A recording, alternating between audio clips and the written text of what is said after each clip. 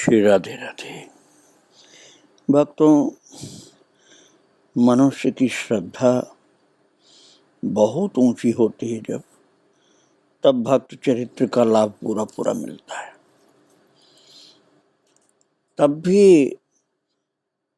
एक मन में अति प्राचीन चरित्रों के लिए कभी कभी विश्वास में हल्की सी कमी रहती कि बड़े पुराने जमाने में थे, उस समय की बात समझ में नहीं आ रही। लेकिन कुछ दिन पहले ही जिन लोगों का जीवन था, ऐसे भक्तों का चरित्र जब सुनते हैं, जिनकी समाधि भी है, जिनके शिष्य लोग भी हैं, या जिनकी लीला स्थली है, जिनका चरित्र लोगों ने देखा है, तो विश्वास करने में बहुत सरल होता है। इसलिए पूरा लाभ जल्दी से मिल जाता है। चरित्रावली श्रवण करने का लाभ पूरा पूरा जल्दी मिल जाता है। मैं आपको इसलिए ये बात कर रहा हूँ कि जिन महाराज जी का चरित्र आप श्रवण कर रहे हैं, श्री गौरांग दास जी महाराज, ये आज से 70 वर्ष पहले थे और इनकी समाधि है श्री वृंदावन धाम में। जब आप छठीकरा की ओर से आएंगे और इस्कॉन मंदिर पार करेंगे तो जिधर इस्कॉन मंदिर है उसी साइड में, अर्थात छठीकरा की ओर से आते हुए बाएं हाथ पर आप जब इस्कॉन मंदिर पार कर जाएंगे तो एक सुंदर सा छायादार पेड़ों की झुरमुटों के बीच में, बड़े बड़े पेड़ हैं, उसी छाया में एक आश्रम है। वही आश्रम है बाबा गौरांग दास जी महाराज का। वहीं पर विराजते थे महाराज जी, और अब वहाँ समाधि है। उनके शिष्यों के शिष्य लोग अब रहते हैं। उनके शिष्य भी अभी हैं, लेकिन अब शिष्य कम हैं, शिष्यों के शिष्य ज्यादा हैं। तो 70 वर्ष पूर्व महाराज जी वहाँ थे, अब उनकी समाधि है।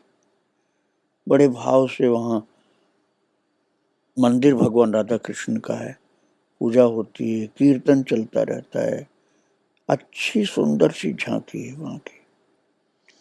शीतल छाया, मंदिरों के बीच में वृक्षों की छाया, बहुत सुंदरता है, प्राकृतिक सुंदरता। उन्हीं का चरित्र आप श्रवण कर रहे थे, जो बंगाल में उस गांव में जन्म लिए थे जहां सुभाष चंद्र जी का जन्म हुआ था।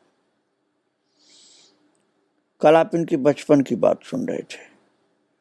माता की कृपा से इनको भगवान की भक्ति में प्रवेश प्राप्त हो गया। पिछले जन्म का संस्कार बहुत जबरदस्त था। बुद्धि इतनी तीव्र थी कि बीमार अवस्था में पढ़ने लिखने की संभावना ही नहीं थी, शरीर बिल्कुल असमर्थ था, तभी पर परीक्षा दिया और 2 क्लास एक साथ पार किया। प्रारंभिक शिक्षा के समय से ही ये गौरांग दास बाबा का बचपन का नाम जो धीरेन्द्र नाथ था, वो धीरेन्द्र नाथ जी बचपन से ही धर्म ग्रंथों के पढ़ने में विशेष रुचि रखते थे। अपनी क्लास की पढ़ाई पर उतना ध्यान नहीं देते थे, धर्म ग्रंथ पढ़ते थे। विशेष रूप से कृष्ण लीला संबंधी ग्रंथों के पढ़ने में और उनके भक्तों के चरित्र पढ़ने में उनको बहुत रुचि थी। और उसी समय की एक घटना मैं आपको सुना रहा हूँ। जो माता थी बालक धीरेन्द्र नाथ अर्थात गौरांग दास बाबा की जो माँ थी, चंडी देवी, वो नित्य पूजा के समय गीत गोविंद का पाठ करती थी। अब भक्त लोग तो गीत गोविंद जानते ही हैं, बिल्कुल नए लोगों के लिए बता रहा हूँ कि आपको जयदेव महाराज जी का चरित्र मैं सुना चुका हूँ। चरित्र तो मैंने ये गौरांग दास बाबा का भी सुनाया था आपको लगभग 3 साल पहले, तो अति संक्षिप्त सुनाया था, केवल एक भाग में ही। अब मैं वही महाराज जी का, गौरांग दास बाबा का विस्तृत चरित्र आपको सुना रहा हूँ। तो पहले मैंने जयदेव जी का जब चरित्र सुनाया था 3 वर्ष पहले, तो आपको बताया था कि गीत गोविंद उन्हीं की रचना है, जिसका पाठ श्रवण, गायन श्रवण करने के लिए भगवान स्वयं आते हैं। जो चंडी देवी मैया जो थी, वो गीत गोविंद का पाठ करती थी। धीरेन्द्रनाथ गीत गोविंद का पाठ करने का अनुरोध करने लगे कि मुझे भी दो माँ, मैं पाठ करना चाहता हूँ, मैं भी पाठ करना चाहता हूँ गीत गोविंद का। परंतु माँ ने समझ कर कि अभी बच्चा है ये, अभी इसके लिए ठीक नहीं गए, ये माधुर्य भाव का ग्रंथ है, तो धीरेन्द्र की अवस्था और भक्ति भाव दोनों ही अपरिपक्व है, माता ने ऐसा सोचा। और गीत गोविंद जैसा गंभीर ग्रंथ जिसमें कृष्ण की मधुर लीलाओं का वर्णन है, उसका रसास्वादन करने का भी इसका अधिकार नहीं, छोटा बच्चा है, इसलिए उन्होंने पाठ करने के लिए मना कर दिया कि नहीं, तू नहीं पाठ करेगा इसका, ये तेरे लिए नहीं है। भक्तों, गीत गोविंद ग्रंथ इतना माधुर्य रस का है ना कि बड़ी अवस्था के भी लोगों को भी, सबको अधिकार नहीं इसे पाठ करने का। शुद्ध माधुर्य भाव जिनका है, गोपी भाव, उन्हीं लोगों के लिए है। परंतु धीरेन्द्र जब माँ को गीत गोविंद का पाठ करते समय अश्रुकंप आदि सात्विक भावों को देखते थे, माँ के अंदर जो उत्पन्न होते थे,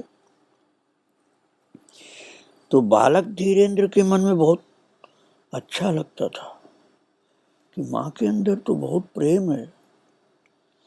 और माँ पाठ के पश्चात पुस्तक को अलमारी में रख करके ताला बंद कर देती थी, जिससे और किसी को न मिले पुस्तक, क्योंकि बहुत गोपनीय ग्रंथ है भक्तों।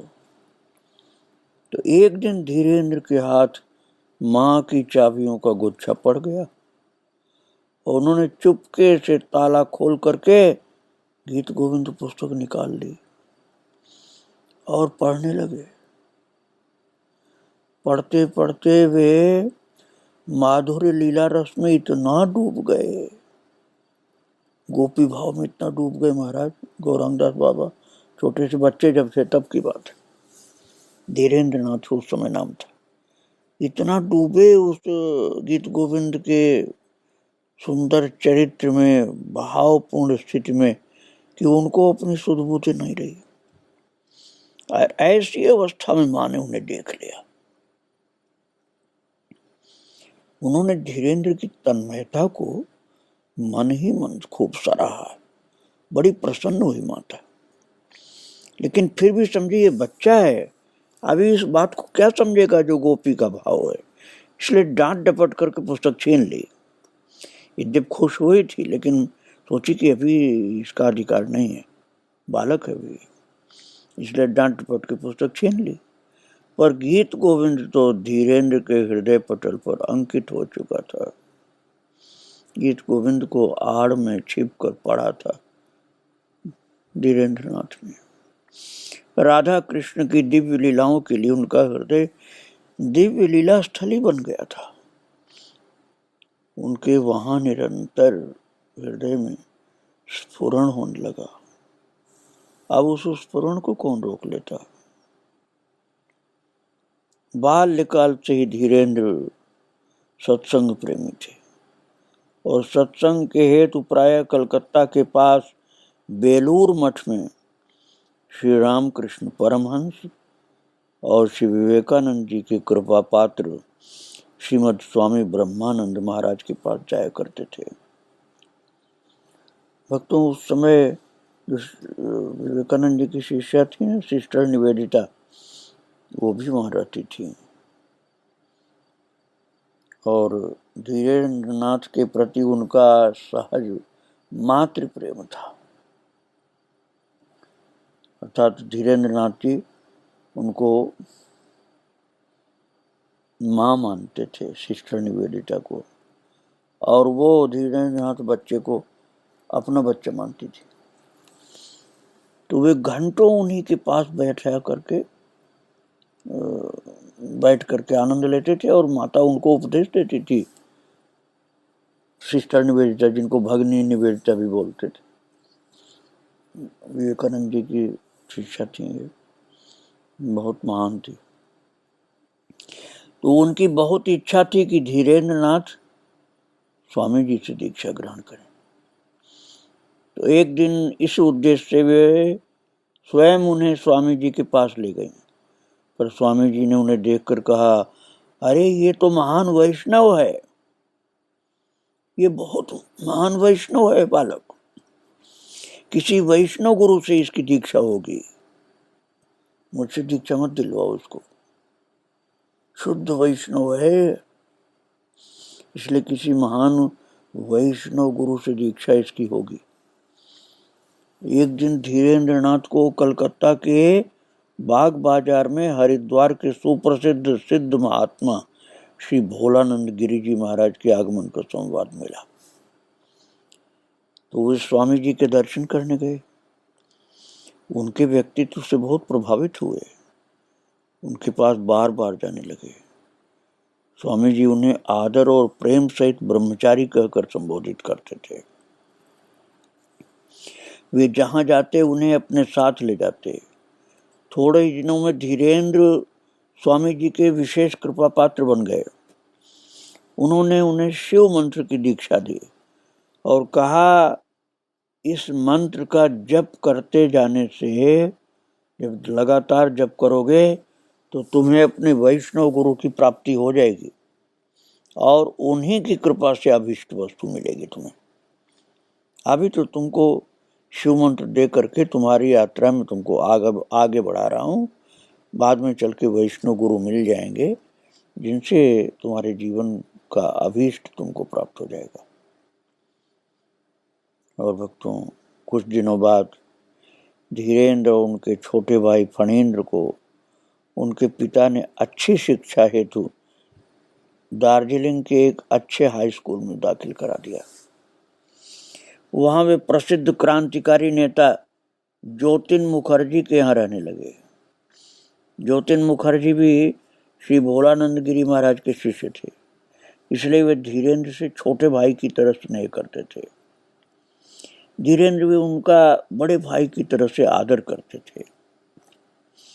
कुछ दिन बाद वे उस स्कूल के जो जहाँ थे उसी स्कूल के हेडमास्टर की संरक्षता में उन्हीं के घर रहकर विद्या अध्ययन करने लगे। हेडमास्टर उनकी तीव्र मेधा शक्ति और चारित्रिक गुणों से बहुत प्रभावित थे और अपने पुत्र के समान उनकी देखरेख करते थे। उनकी संरक्षता में धीरेन्द्र की पढ़ाई लिखाई सुचारू रूप से चलने लगी। खेल कूद में भी उन्होंने दक्षता दिखलाई और फुटबॉल के गिने चुने खिलाड़ियों में समझे जाने लगे। कलकत्ता की बड़ी बड़ी टीमों में खेलने के लिए आमंत्रित होते थे। स्कूल के विद्यार्थी उन्हें सभी प्रकार से अपना आदर्श मानने लगे और उनके प्रति आदर और प्रेम का भाव रखने लगे। और भक्तों, धीरेन्द्रनाथ जी के जीवन का पारमार्थिक स्वरूप भी गुरु कृपा से विकसित होने लगा। जैसे प्रातः काल का सूर्य का प्रकाश तीव्र होने लगता है, ऐसे ही अब उनका पारमार्थिक स्वरूप भी ज्यादा साफ दिखलाई लगने लगा, जैसे प्रकाश उसका फैल गया।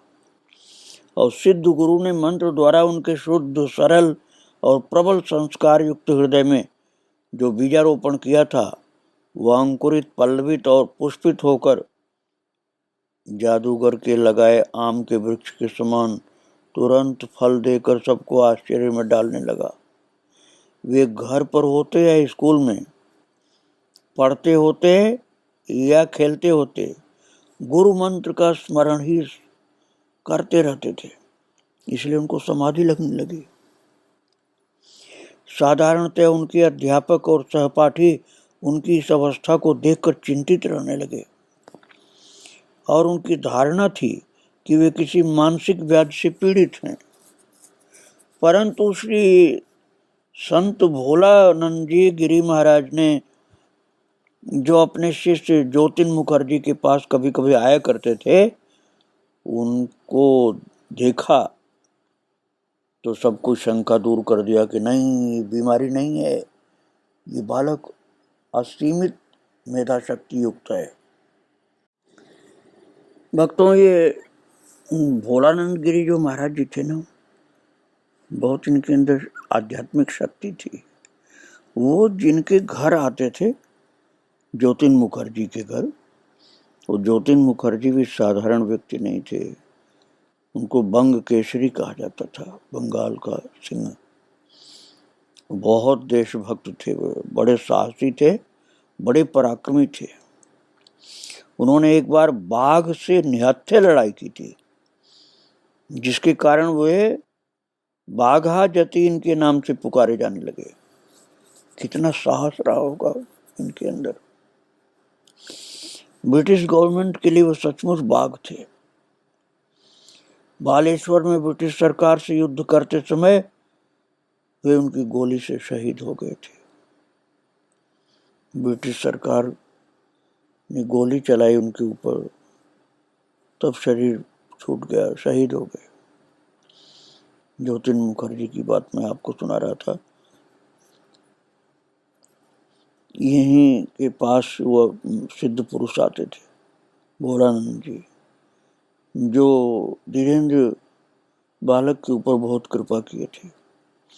ज्योतिन मुखर्जी के संपर्क में आकर धीरेन्द्र और फणीन्द्र में भी असाधारण देश प्रेम, साहस और पराक्रम का होना स्वाभाविक था। धीरेन्द्र नाथ के जीवन में दार्जिलिंग की एक घटना से उनके देश प्रेम और साहस का परिचय मिलता है। एक दिन धीरेन्द्र नाथ स्कूल जा रहे थे। उसी मार्ग से गोरा पलटन बैंड बाजे के साथ मार्च करती हुई छोटे लाट का स्वागत करने के लिए स्टेशन की ओर जा रही थी। सड़क अधिक चौड़ी नहीं थी। उसके एक तरफ पत्थरों की बनी दीवार थी और दूसरी तरफ पहाड़ी। धीरेन्द्र दीवार के किनारे किनारे चल रहे थे। जब पलटन पास आई, बस्ता बगल में दबा दीवार से लगकर खड़े हो गए।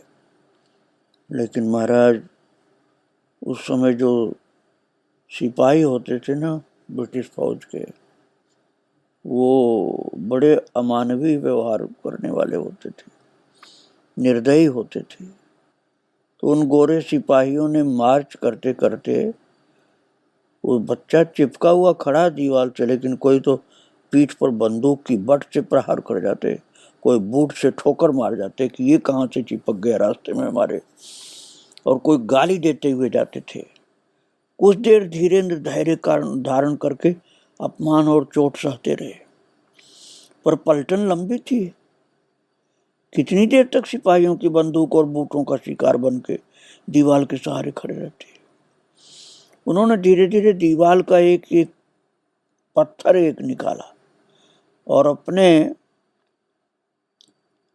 कपड़े में छिपा लिया और साहस पूर्वक मन में कुछ निश्चय करके खड़े हो गए। जैसे ही दूसरी बार एक सिपाही ने उन्हें ठोकर मारी, उन्होंने पत्थर उस सिपाही के सिर में दे मारा जोर से, और वो भूमि पर लौट गया। इतनी जोर से सिर में मारा था पत्थर। और धीरेन्द्र कुलाच मार करके पहाड़ के ऊपर चढ़ गए और पलटन का कप्तान आगे आगे जा रहा था। उसे जब इस घटना का पता चला, उसने सिपाहियों को पहाड़ घेर करके धीरेन्द्र नाथ को पकड़ लेने की आज्ञा दी। और धीरेन्द्र थोड़ी देर तक अकेले साहसपूर्वक पत्थरों से सिपाहियों का मुकाबला करते रहे, पर वो इतने सिपाही घेर लिए कि पकड़े गए। उन्हें कप्तान के सामने पेश किया गया। कप्तान ने दार्जिलिंग डिवीजन के कमिश्नर से शिकायत की। धीरेन्द्र नाथ को दंड दिलाने की व्यवस्था की जाने लगी। शहर के विद्यार्थी समाज में सनसनी फैल गई, क्योंकि सब विद्यार्थियों के प्राण के समान प्यारे थे वो। उनका अपमान समस्त विद्यार्थी समाज का अपमान था। उन्होंने अपने ही आत्मसम्मान की नहीं, समस्त विद्यार्थी समाज और देश के सम्मान की गोरों की ये गोरा कशी से रक्षा करने में अपूर्व साहस का परिचय दिया था। विद्यार्थी अपने उस प्यारे धीरेन्द्र के प्रति सहानुभूति और कृतज्ञता तथा गोरे सिपाहियों के प्रति रोष प्रकट करने के लिए उपाय ढूंढने लगे।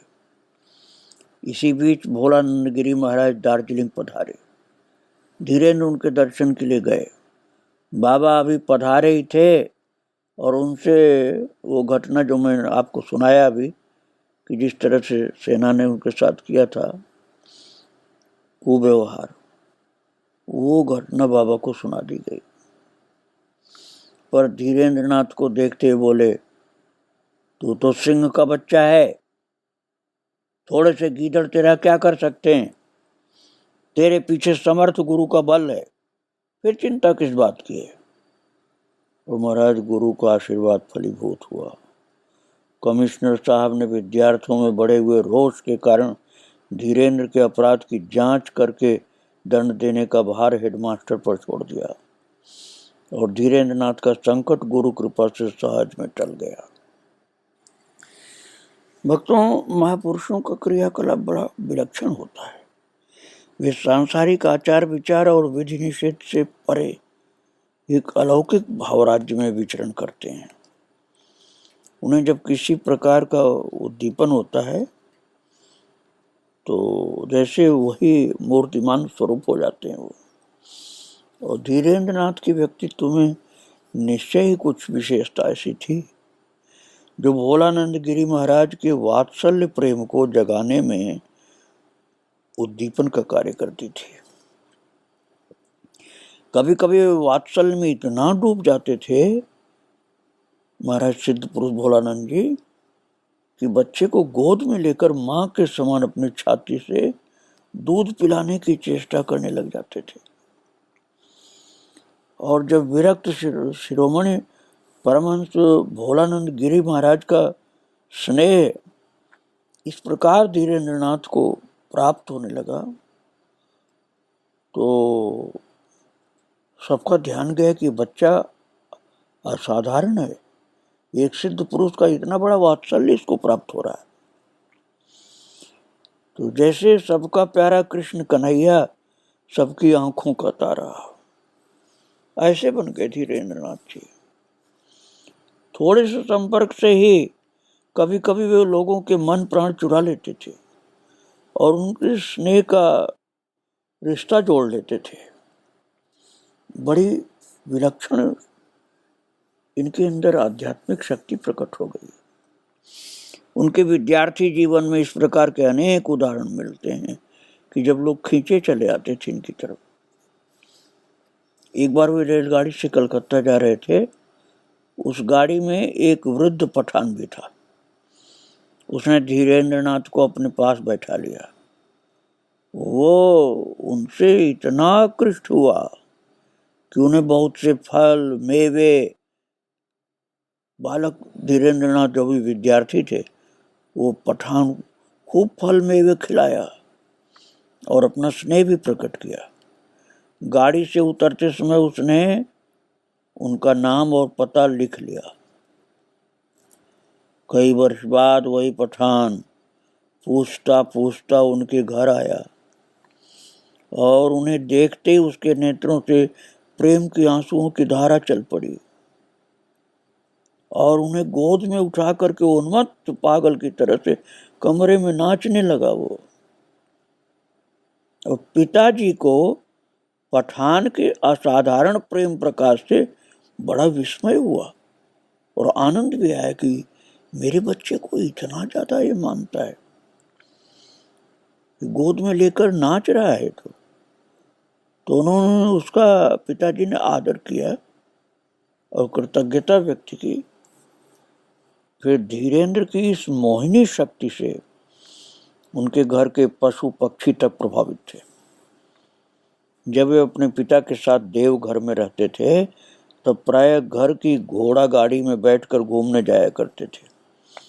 उन्हें सवारी कराने में घोड़ा बहुत राजी रहता था घोड़ा को प्रसन्नता होती थी अपनी गाड़ी में उनको घुमाने में। जब वे गाड़ी पर नहीं बैठते तो कोचवान के बार बार चाबुक लगाने पर भी वो टस से मस नहीं होता था, घोड़ा हिलता नहीं था, चलता ही नहीं था बिल्कुल। और जहां धीरेन्द्रनाथ बैठे तहां घोड़ा बहुत आनंदित होकर दौड़ लगाता था खूब। ऐसी स्थिति में जब वे आकर गाड़ी में बैठ जाते थे, जब वो कोचवान हार जाता था तो उनके बैठते ही लेकर के गाड़ी लेके भागने लग जाता था। तो कोचवान समझ गया कि इनको बहुत चाहता है घोड़ा है। और एक बार उन्हें चांगड़ी पोता से, जो वही सुभाष चंद्र महाराज की जन्मभूमि है, वहाँ से कलकत्ता जाना था। तो स्टेशन जाने के लिए वे गाड़ी पर बैठे और घोड़ा आधे रास्ते तक गाड़ी ले जा करके रुक गया। बहुत प्रयत्न करने पर भी नहीं बढ़ा। तो धीरेन्द्रनाथ जी ने उसको पुचकार करके चलाने की कोशिश की, पर वे असफल रहे। अंत में लाचार हो कोचवान ने उसका मुंह घर की ओर मोड़ दिया और मुंह मोड़ते ही वो धीरेन्द्रनाथ को घर वापस ले गया। घर की तरफ तेजी से ले आया और उधर नहीं जा रहा था लेके। तो किसी को इसका कारण समझ में नहीं आया। और कुछ समय बाद समाचार मिला कि जिस गाड़ी से वे जाने वाले थे वो बालीगंज और बेलिया घाट स्टेशन के बीच वाले पुल के टूट जाने के कारण नदी में गिर गई थी वो ट्रेन, जिससे अनेकों यात्रियों की तुरंत अकाल मृत्यु हो गई थी। महाराज, ये उस घोड़ा को कैसे पता चल गया कि जिस ट्रेन में बैठने जा रहे हैं वो उसमें ऐसी दुर्घटना होने वाली है कि ट्रेन गिरेगी, पुल टूट जाएगा और ट्रेन गिरेगी और लोग मर जाएंगे। तो घोड़ा उनको, धीरेन्द्रनाथ जी को उस ट्रेन में बैठाने के लिए गया ही नहीं, मारने पीटने पर भी नहीं आगे सड़का, और घर की ओर घुमाए तो तेजी से लेकर घर आ गया। तो घोड़े की स्वामी भक्ति से प्रसन्न होकर धीरेन्द्र के पिताजी ने उसे उस दिन से गाड़ी चलाने के कार्य से मुक्त कर दिया और उसको धीरेन्द्र का मित्र या कोई संत या भक्त समझ करके उसको प्रेम से घर में इस तरह से रख लिया कि जैसे सेवा कर रहे हों। अब घोड़ा गाड़ी उससे नहीं चलवाते थे। इतना दैवी संस्कार थे धीरेन्द्रनाथ के अंदर कि उस घोड़ा रूपी पशु के अंदर ये चेतना जागृत हो गई थी कि वो सेवा में लगा रहता था और जहाँ अनिष्ट होने की शंका थी वहाँ नहीं ले जाता था, और घोड़ा सेवा में समर्पित था। भक्तों, इनके चरित्र आगे आप फिर सुनेंगे। आज धीरेन्द्रनाथ के रूप में श्री गौरांग दास जी महाराज जो हैं, उनको प्रणाम करके यहीं मैं विराम कर रहा हूँ।